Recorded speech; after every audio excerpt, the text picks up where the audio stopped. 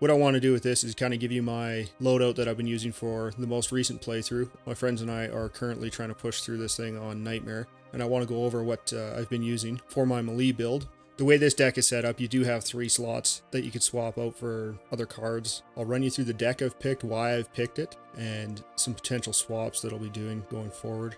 For this video, we're just basing things around Holly. Realistically, you could use this deck on any one of the cleaners, but I'm choosing Holly because of her innate abilities. So Holly heals 1 health when she kills a Ridden, you get plus 25 stamina, and then for your team effect, you get 5% damage resistance. First off, we've got Slugger.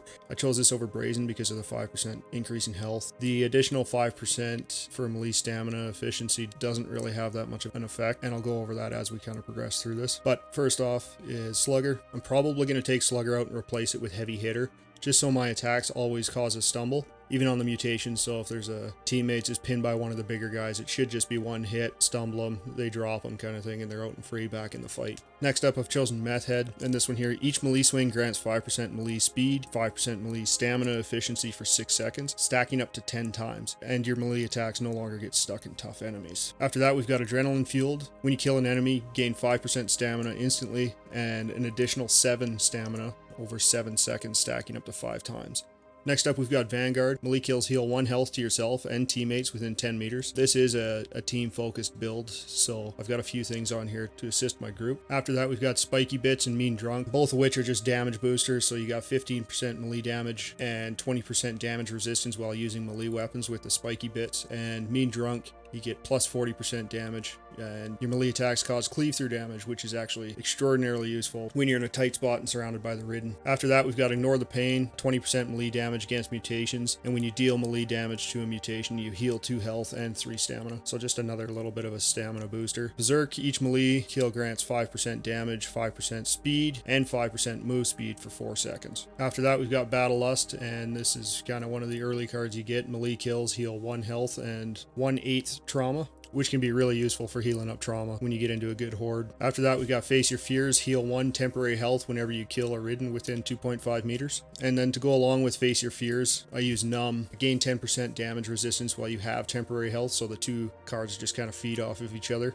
And one thing to consider with Face Your Fears is if you boost your attack range on your melee weapons through mods. If you get it up into that 3 meter range, it kind of defeats the purpose of this card. However, depending on the corruption cards for the map, if you have some of the Ridden that explode or drop the acid, those mods do come in handy because they keep you out of range of that acid or the explosion from the enemies, but it negates the Face Your Fears card.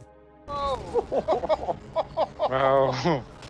With the fucking tayak, bro. I think this is probably a good one for all decks. Fresh Bandage. At the start of each level, recover 15 trauma damage, then recover any missing health. These last few cards here are more associated with the team aspect of the build. First off, you got Bounty Hunter for the additional copper.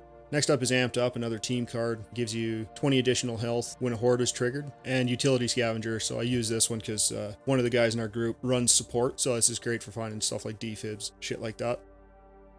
As far as the weapons go, there's 5 that are available in the game currently. My preference is either the bat or the machete, just because of the horizontal attack, kind of the sweeping attack out in front of you. Next up would be the iron claws. They can shred through things pretty efficiently. The ones I prefer using the least are the axes.